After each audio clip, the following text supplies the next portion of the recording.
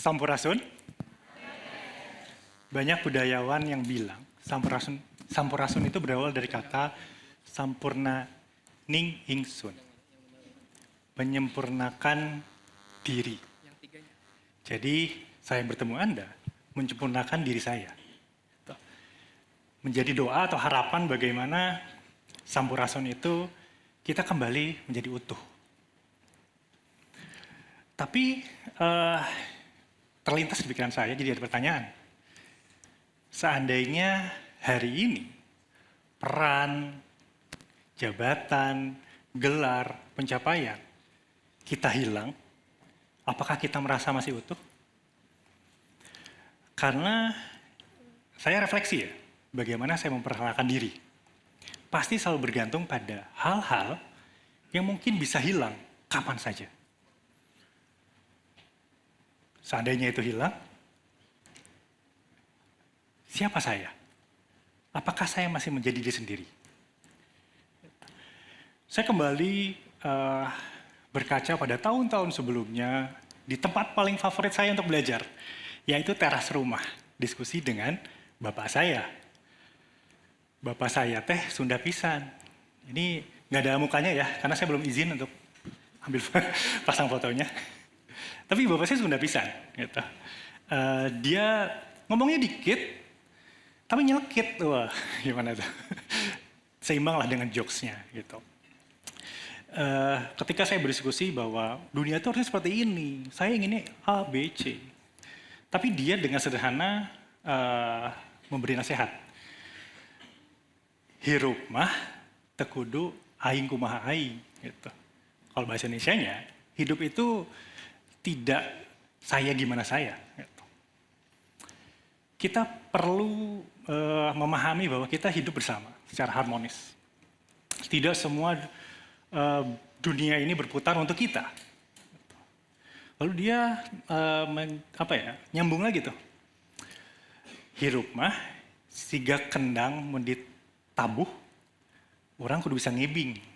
Jadi kalau kendang harus dipukul, kita harus tahu bagaimana ritmenya dan bagaimana menarinya. Adaptif kalau kata orang sekarang. Kita perlu tahu menyesuaikan.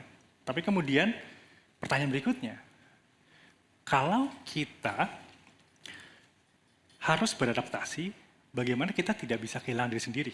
Gitu. Sangat sulit. Bagaimana kita meredam suara yang ada di kepala kita sendiri? Yang sangat penuh.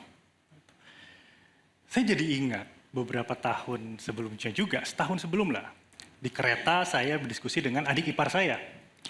Masih kecil, masih SD gitu ya. Ternyata dia ada jawaban menarik gitu. Ini ada fotonya ya? Oh, belum ada. Ini kalau ini saya udah izin karena saya walinya gitu. Saya bertanya, saya ngetawain gitu ya. Kamu tuh tinggal lucu waktu pas 5 tahun tuh lucu banget loh gitu. Saya ceritain beberapa momen dan lain-lain. Tapi dia nyeletuk. Kak, aku gak inget. Aku belum sadar hidup. Kosakata yang menarik dan bermakna. Ini gak pernah kita pakai kan. Sadar hidup tuh, apa sadar hidup? Tapi pas dimaknai lebih dalam, betul juga sih. Ada momen kita lupa mungkin ingatan tertentu, tidak sadar gitu. Mungkin itu sadar hidup. Sadar hidup. Ironisnya ketika kita dewasa, sadar hidupnya kita berusaha kita isi dengan ambisi atau ekspektasi. Tanpa kita sadari, kita menjauh dari diri kita sendiri.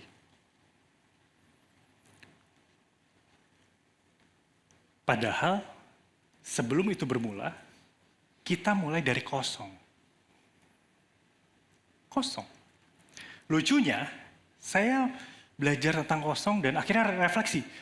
Kosong itu belajar dari salah satu serial TV ketika saya masih kecil. Setiap sore, saya masih ingat 15.30, semoga ini generasi 90-an pada ingat. Yaitu tentang Kerasakti.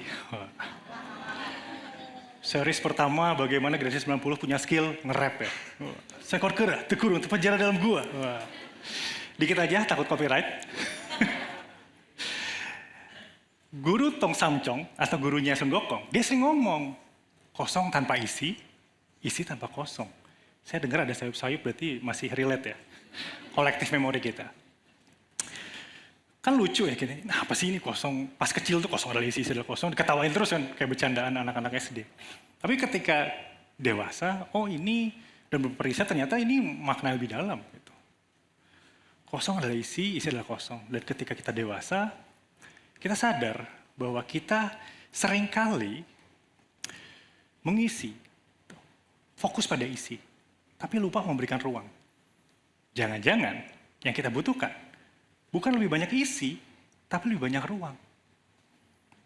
Gitu. Ruang untuk jeda, ruang untuk berhenti, ruang untuk berpikir, menjadi utuh ke diri sendiri. Boleh next? Jadi konsep yang ingin saya sampaikan adalah nothing bukan hilang, tapi nothing adalah ruang. Gitu. Nothing bukan nihilism, tapi adalah ruang.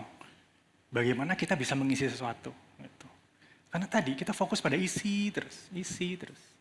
Kita fokus pada sesuatu hal yang memang bersifat membebani diri tadi.